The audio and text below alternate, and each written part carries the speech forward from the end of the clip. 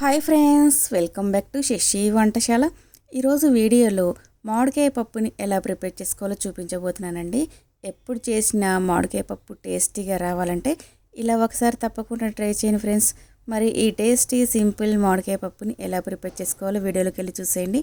ముందుగా ఒక కుక్కర్ తీసుకొని అందులో అరకప్పు కందిపప్పుని వేసుకోవాలి. ఈ పప్పుని 1-2 సార్లు బాగా వాష్ చేసుకోవాలి. ఇలా పప్పు వాష్ చేసుకున్న తర్వాత అరకప్పు కందిపప్పుకి 2 కప్పుల వాటర్ని యాడ్ చేసుకోవాలి.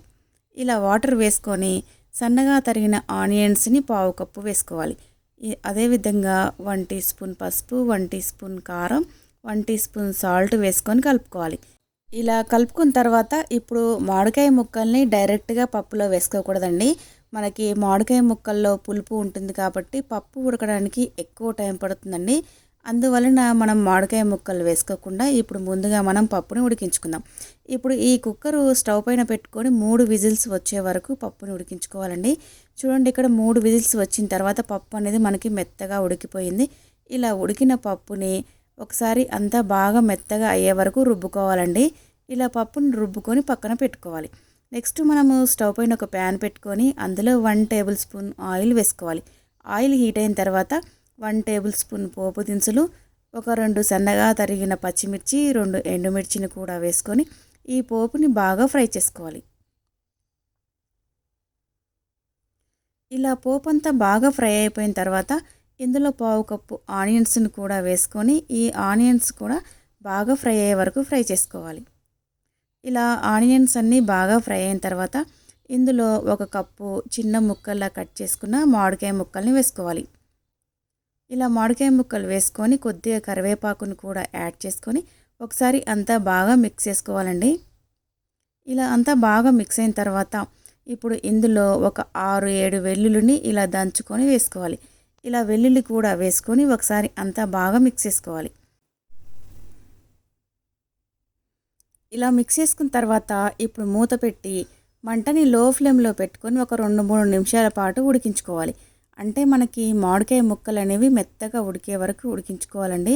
ఇలా మామిడికాయ ముక్క తుంచితే ఈజీగా తునిగిపోవాలి.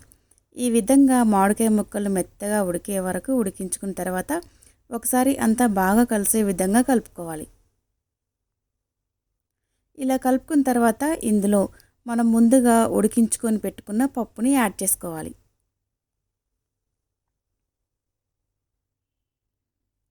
ఇలా పప్పు అంతా వేసుకున్న తర్వాత ఇందులో సరిపడినన్ని వాటర్ని కూడా యాడ్ చేసుకోవాలి.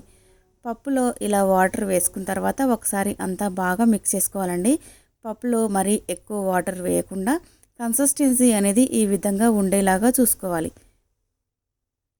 ఇలా పప్పుని అంతా బాగా మిక్స్ చేసుకొని మూత పెట్టి మంటని లో ఫ్లేమ్లో పెట్టుకొని 2-3 నిమిషాల పాటు పప్పుని ఉడికించుకోవాలి.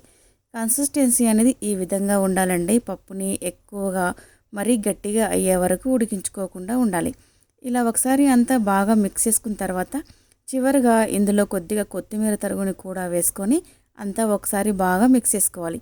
ఇందులో సాల్ట్ ఏమైనా సరిపోకపోతే కొంచెం సాల్ట్ని కూడా యాడ్ చేసుకొని మళ్ళీ ఒకసారి మిక్స్ చేసుకొని సర్వింగ్ బౌల్లోకి తీసుకొని సర్వ్ చేసేసుకోవటమే అండి. ఎంతో టేస్టీగా ఉండే మామిడికాయ పప్పు రెడీ అయిపోయింది ఫ్రెండ్స్. మీరు ఒకసారి తప్పకుండా ట్రై చేయండి, చాలా టేస్టీగా ఉంటుంది. మరి మీకు ఈ వీడియో నచ్చితే తప్పకుండా లైక్ చేసి మీ ఫ్రెండ్స్కి, రిలేటివ్స్కి షేర్ చేయండి. నా ఛానల్ని ఎవరైనా ఫస్ట్ టైం చూస్తున్నట్లయితే సబ్స్క్రైబ్ చేసుకోండి. సబ్స్క్రైబ్ చేసుకున్న వెంటనే పక్కనే ఒక బెల్ ఐకాన్ వస్తుంది, దాన్ని యాక్టివేట్ చేసుకోండి. Thank you for watching.